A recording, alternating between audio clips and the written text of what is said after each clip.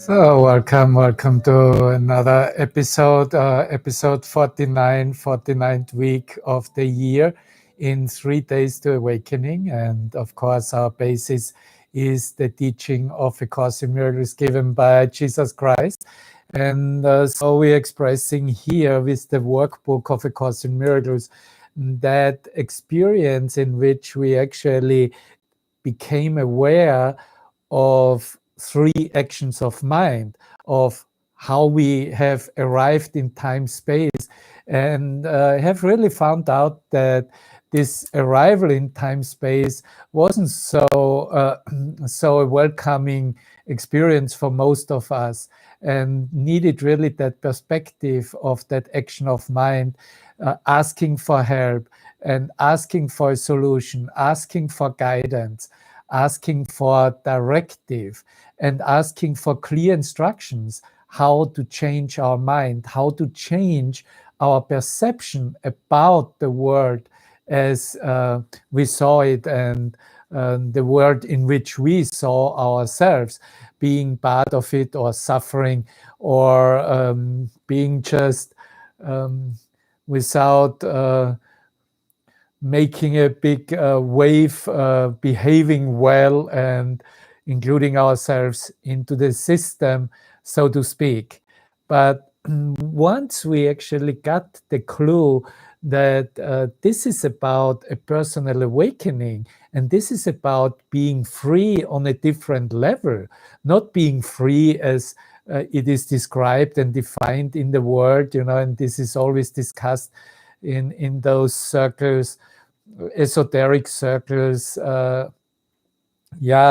in the opinions about vaccination or anti-vax. and it's all about perception. It's all about who is right here in the world, and taking a position, defending it, giving it the meaning, this is the right thing to do, and this represents the truth.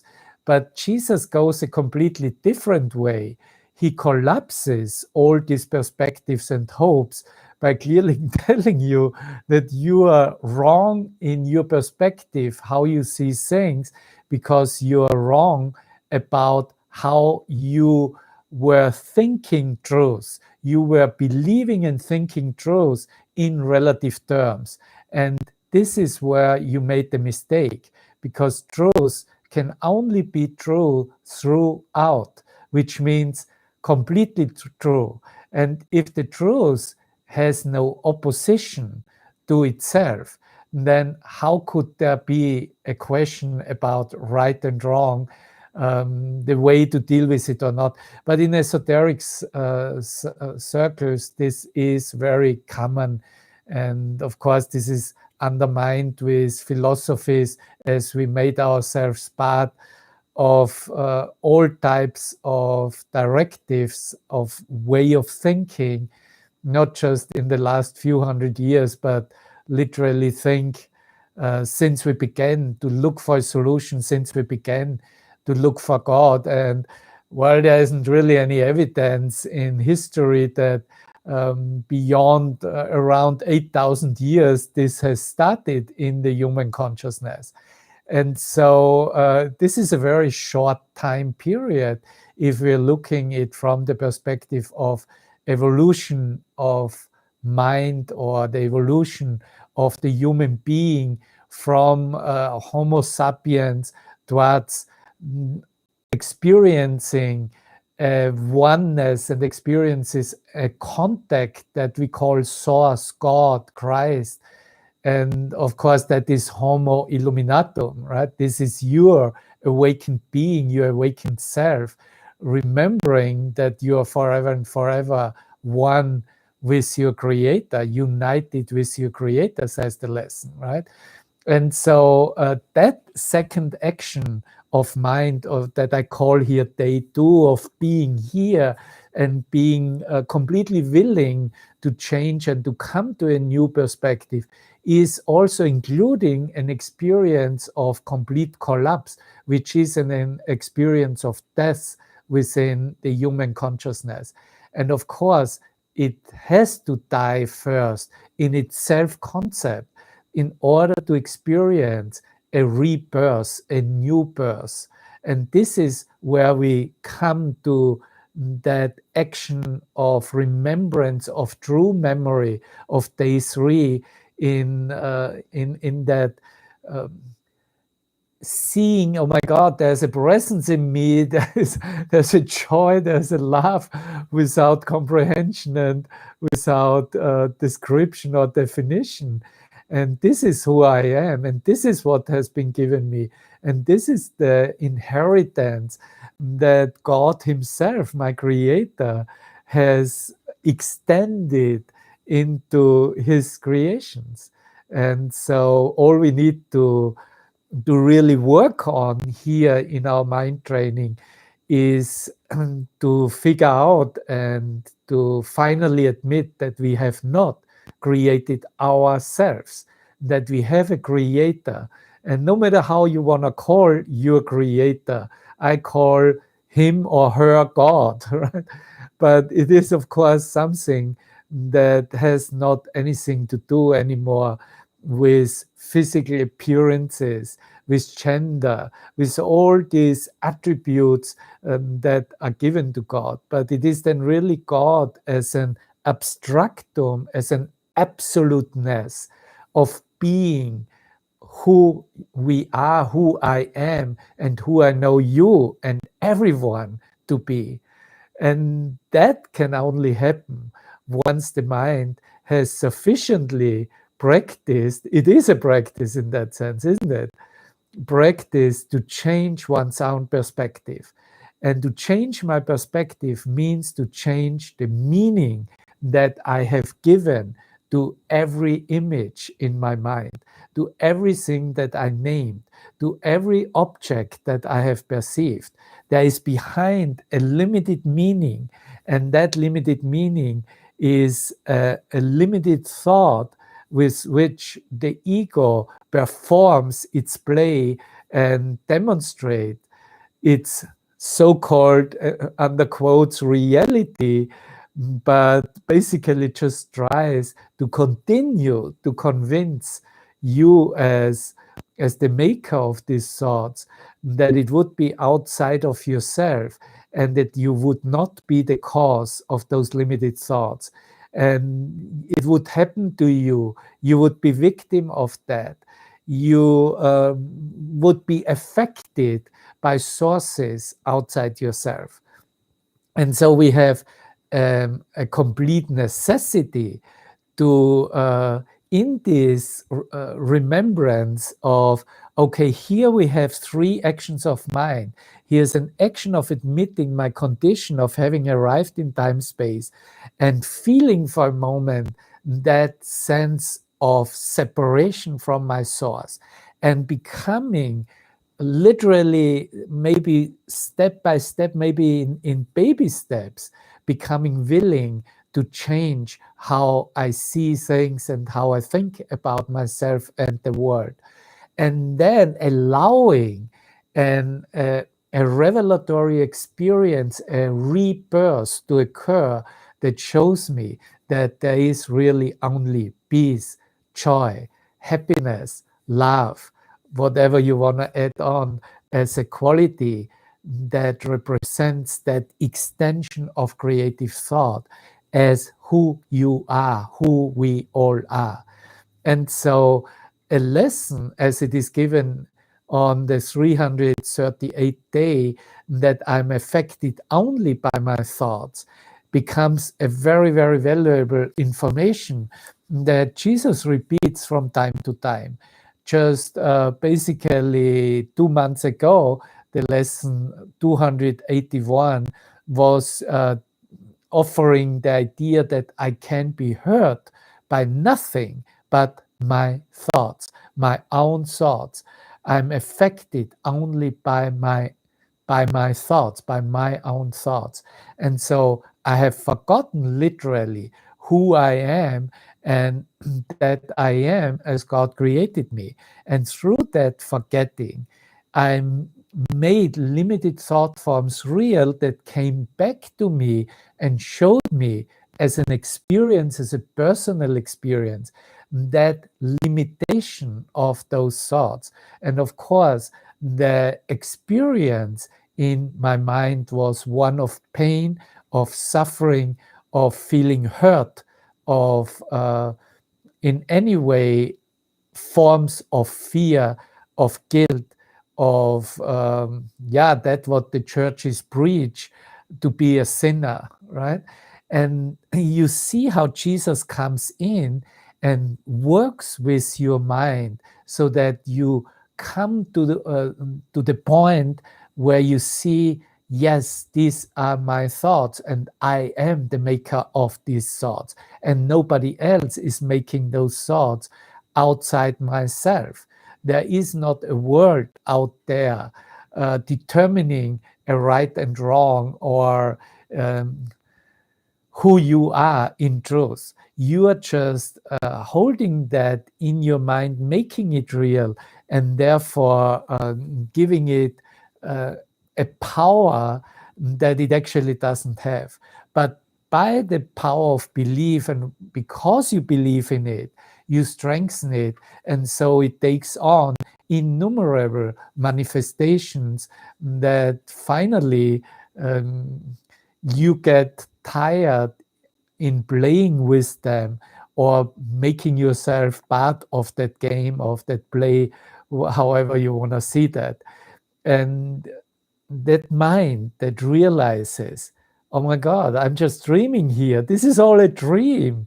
And I'm not really being dreamt by outside myself from a world.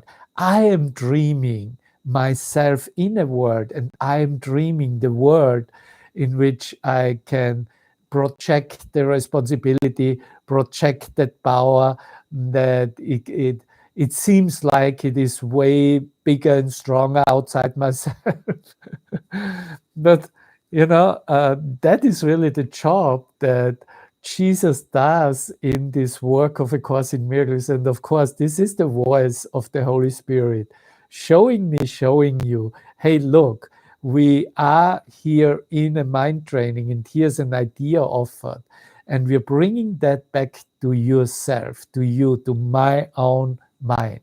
And so if I can just a moment rest in that offer, that I'm affected only by my thought, I'm affected by nothing but my thoughts, I could say, then there's a kind of a stop, an immediate stop of this continuous flow in the mind that keeps cause and effect separate, and looks to future times, looks to the outcome of dealings and how to handle things, and just rests for a moment in that source that makes up these thoughts. And this is called your mind, my mind. This is called the concept of the self, because this path is completely self-generated, self-hallucinated, like accumulated and made big, but it completely misses the essence of source energy, of light energy. It is really just a small frequency of light that is used in order to demonstrate, hey, look, God, look what I have made, look what I could make myself of. And so otherwise, without that part, before we started out doing that, that means before time became a reality in our mind, there was, of course, no perspective of sickness, loss, getting old, ideas of death, or ending up in death. All this came about, these self-made thoughts, hallucinations, which we are now very joyfully accepting the correction, giving it, presenting it once more to the Holy Spirit, allowing Him to show us what is eternally true and hasn't really anything to do with limited thought forms. But in the lesson itself, it is also expressed that it only needs this to accept this. I'm affected only by my thoughts.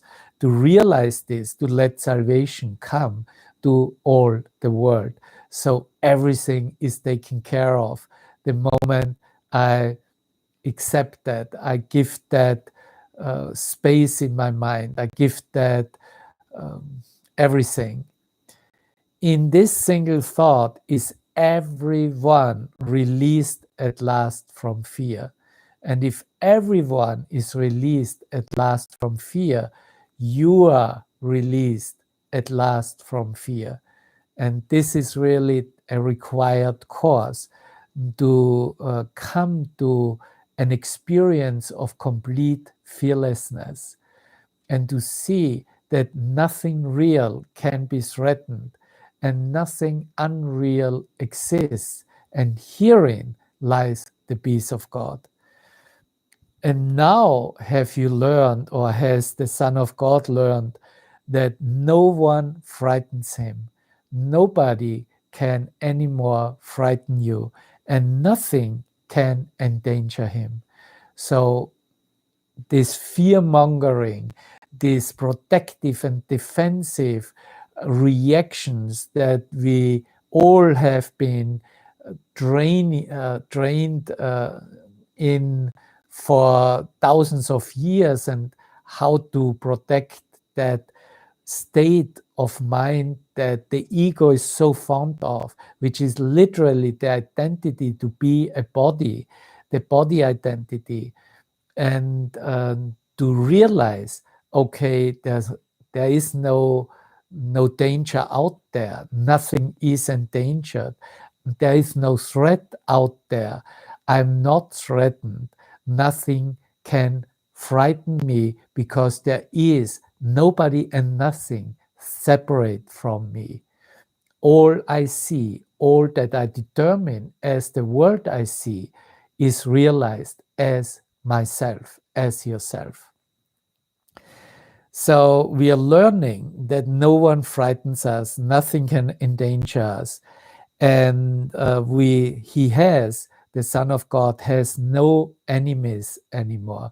Isn't that a wonderful perspective? Because an enemy is also an idea of yourself with which you are in a grievance, in a resentment, you placed out there separate from yourself.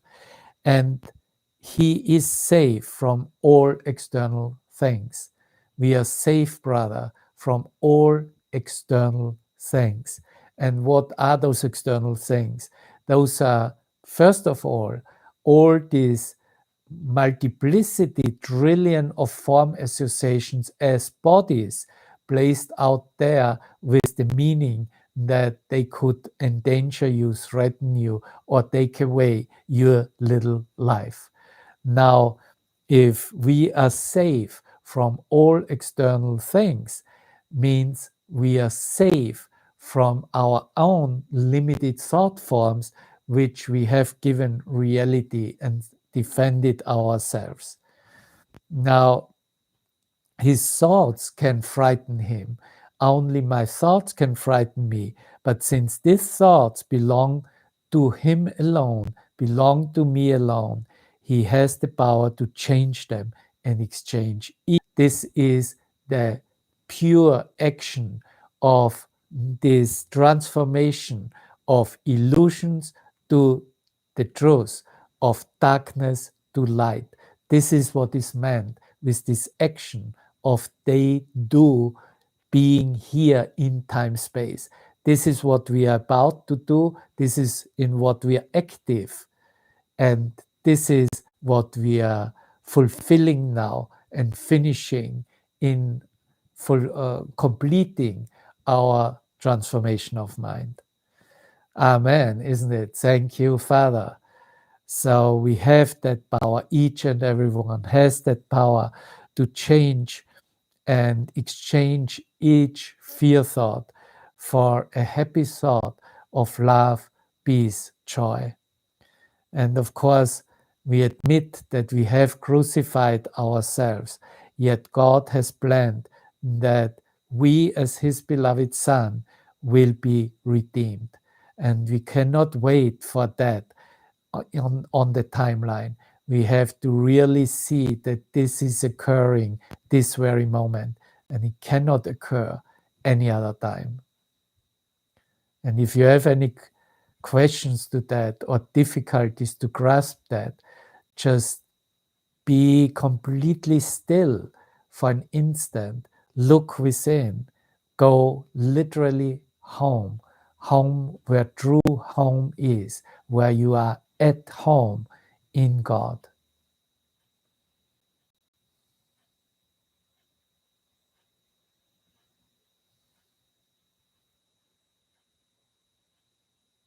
And you see,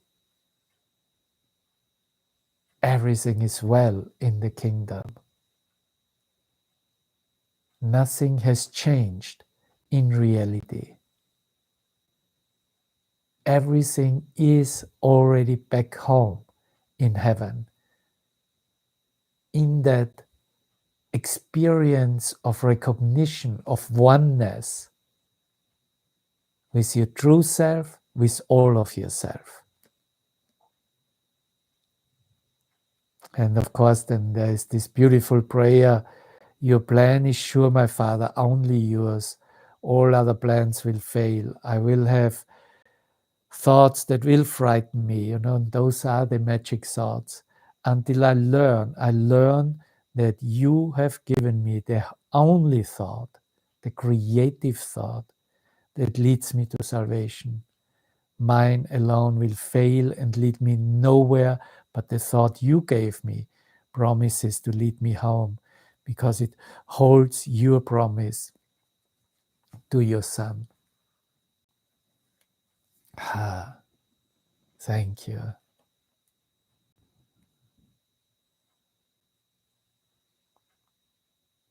We are living literally in the fulfillment of that promise. It's the promise to hear this ancient melody. It is the promise that you will be completely successful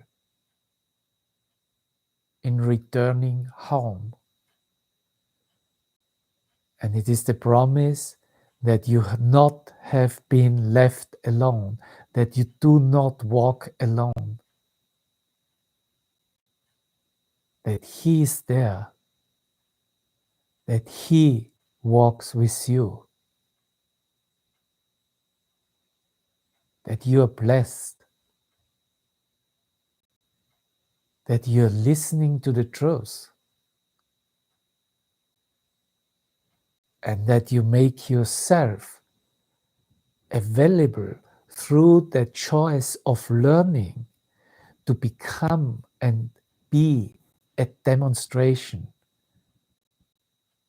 of the truth yourself. And demonstrating the truth is what teaching is.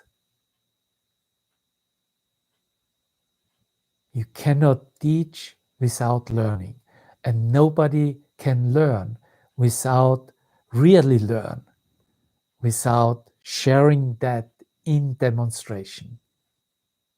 Because the demonstration is the extension of whole thought, of the love that we are. And this is offered every time we are willing to change our mind about everything we see, including ourselves.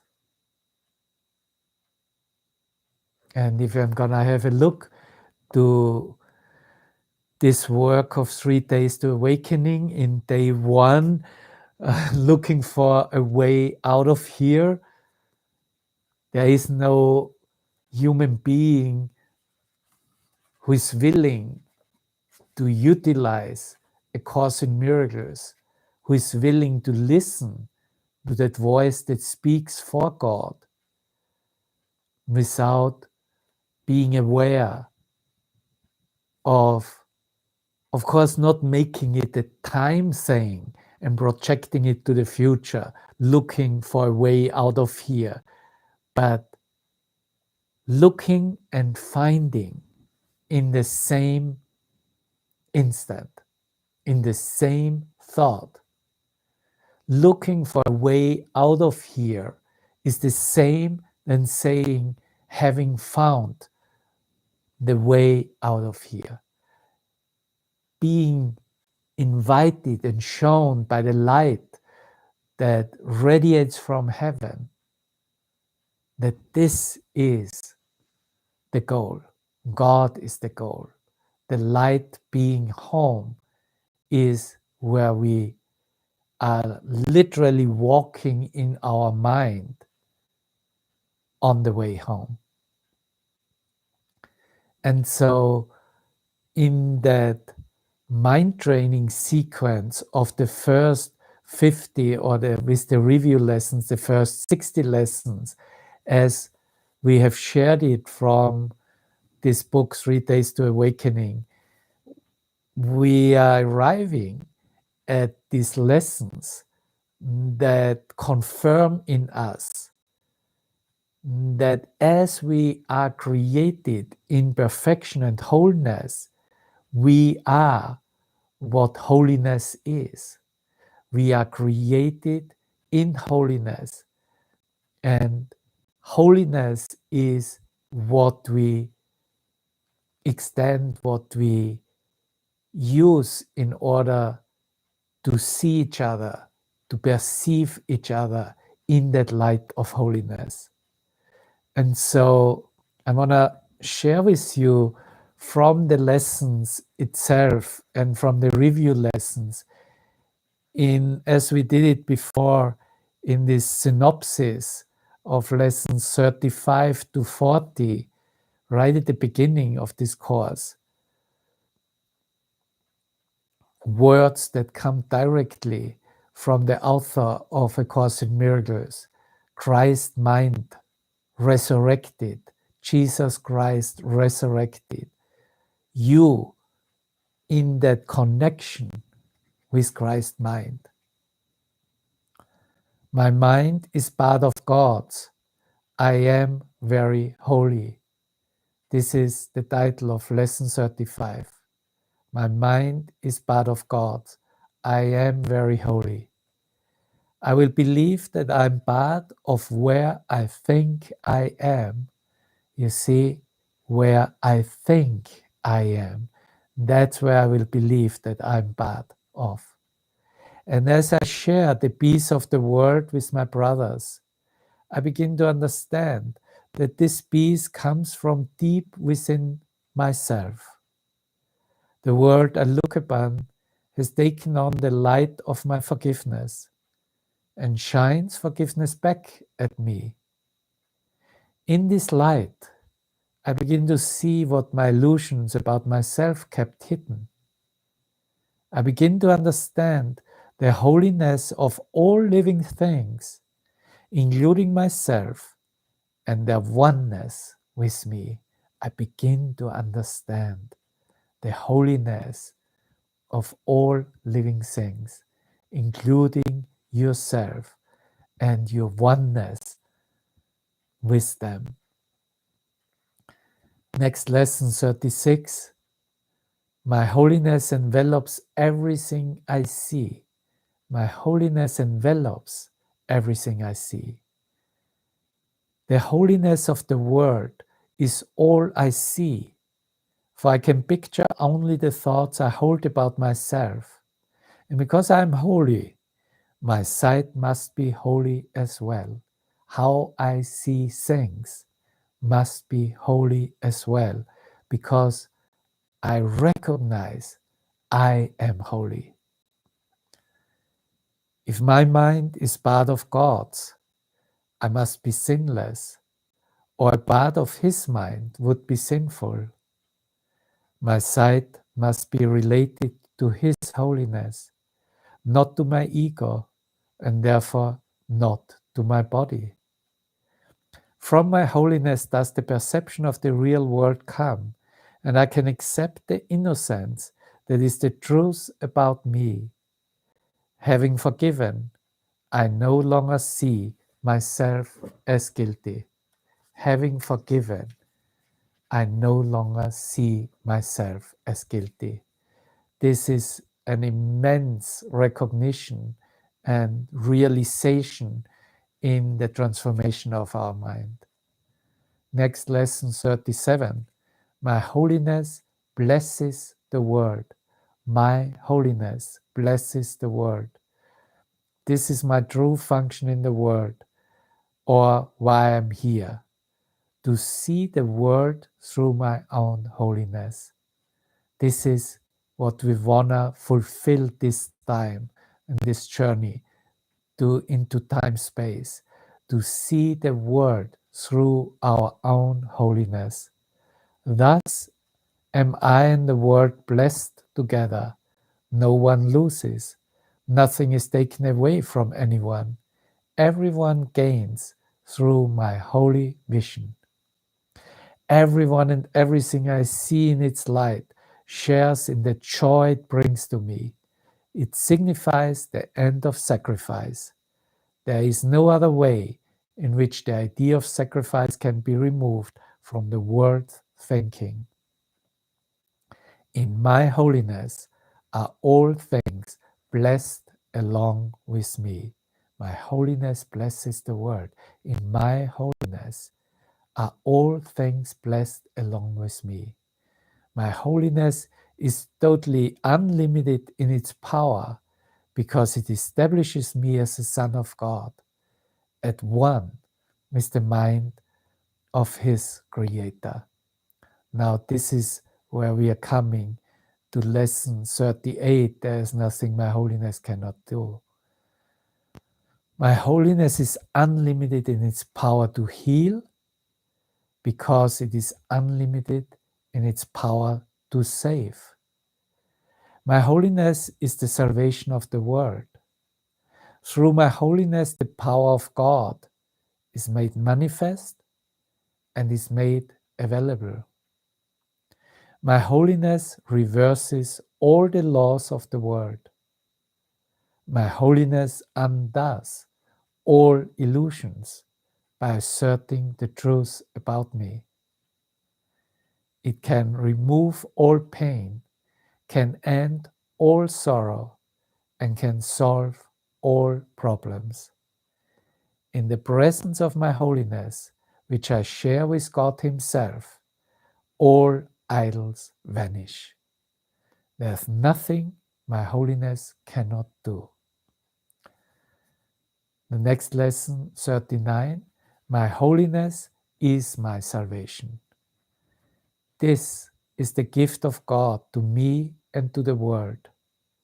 If I am holy, so is everything God created.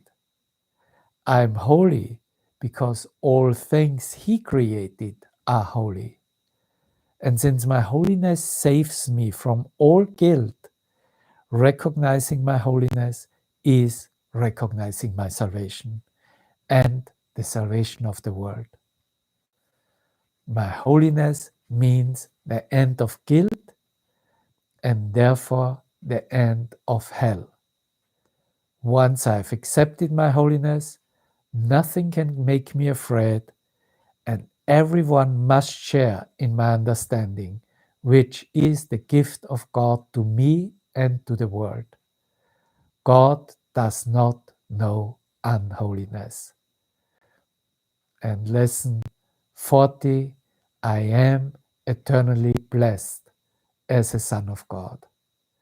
I'm happy, peaceful, loving, and contented. Realize my only good. All good things are mine because God intended them for me. I cannot suffer any loss or deprivation or pain because of who I am. My Father supports me, protects me, and directs me in all things. His care for me is infinite and is with me forever. And of course, this is then goes into the last 10 lessons where it is all about God. It becomes clear to you finally that without God, you're literally nothing, right? And as His Son, and as that holiness in which you are created, that you recognize that you are everything. What I am is all about God. Your perception of limitations has its end here. And in order to finish up our class today, I'm gonna go also to the tomorrow's lesson and the next lessons 339 and 340, because this is really the consequence of this realization also. Lesson 339 will teach us that I will receive whatever I request. You see, once you're claiming that power of holiness, once you are no longer in doubt of who you are and what has been given you, of course, everything that you request, because it's a request to heaven, to the power of light, you will receive. And then you will arrive in lesson 340. I can be free of suffering this very moment, today, every moment. But I will receive whatever I request is the realization that no one desires pain. He can only think that pain is pleasure. These are the sentences in the lesson itself. No one would avoid his happiness, but again, he can think that joy is painful, threatening, and dangerous. But everyone will receive what he requests. It is the power of decision, the power of mind, the power of thought. And so it comes to the point to ask for what we really want, to be absolutely clear about what we really want is what we have really received in truth, and that we don't need to pretend anymore that it wouldn't have been given us. So what you really want is to be free, is the peace of God. And only this, that we may spend this day in fearlessness, without confusing pain with joy or fear with love. It is the realization, yes, I can be free of suffering today. I am redeemed, saved this very moment in that acceptance. So let's be glad today. This is the invitation of Jesus himself. Be glad, be glad. There's no room for anything but joy and thanks today, this very day. Our Father has redeemed his Son this day. Not one of us, but will be saved today. Not one who will remain in fear. And none the Father will not gather to himself, awake in heaven, in the heart of love. Not one of us, but will be saved today. It is no other way. Everyone will share into that experience of salvation that you remember for yourself, in your acceptance that that holiness has blessed you and is continued to bless you, that it envelops you, that you can bless your world and therefore save the world. You see, there isn't anything that your holiness could not do. Your holiness is your salvation, brother. Thank you. Wonderful. Lots of light. Very powerful. Our coming together, our sharing, our celebrating the truth of who we are, or celebrating the truth of who we are. And this comes directly from Christ's mind. This comes directly from the mind of God. So let's finish up with some more sound of as we started out this class. Thank you. You have a most wonderful day. Bye bye.